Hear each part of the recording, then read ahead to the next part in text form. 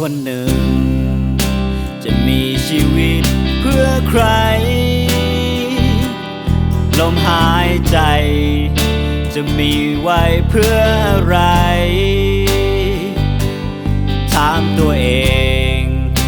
ที่เกิดมานั้นจะอยู่เพื่อใครและอยากจะวอนสวรรค์ช่วยบอกกับฉันทีและแล้ววันหนึ่งเธอก็เดินเข้ามาหรือว่าฟ้า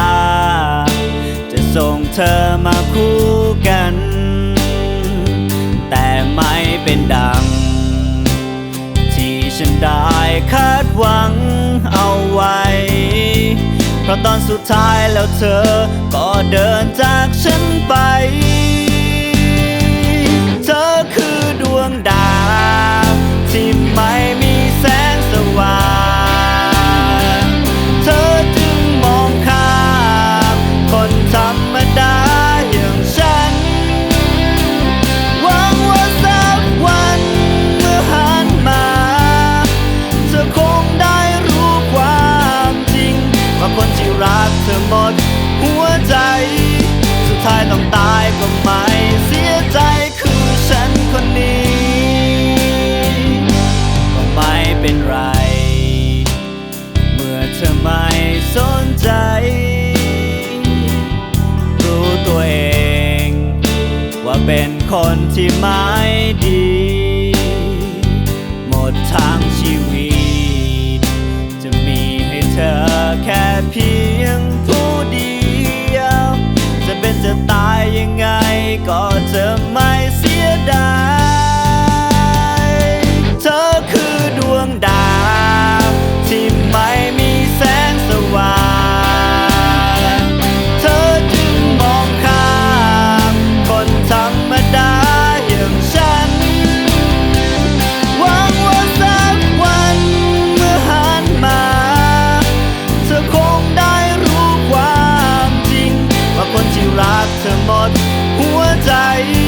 สุดท้ายต้องตายก็ไม่เสียใจคือฉันคนนี้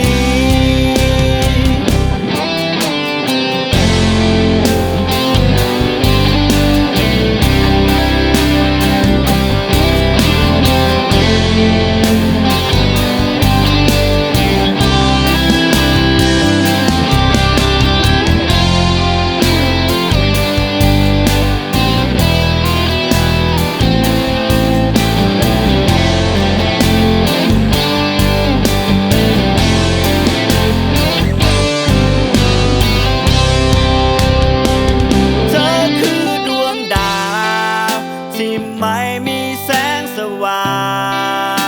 งเธอจึงมองข้ามคนธรรมดาอย่างฉันหวังว่าสักวันเมื่อหันมาเธอคงได้รู้ความจริงว่าคนที่รักเธอหมดหัวใจ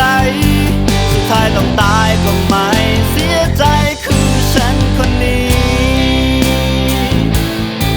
ว่าคนที่รักเธอหมดหัวใจสุดท้ายต้องตายก็ไม่เสียใจคือฉันคนนี้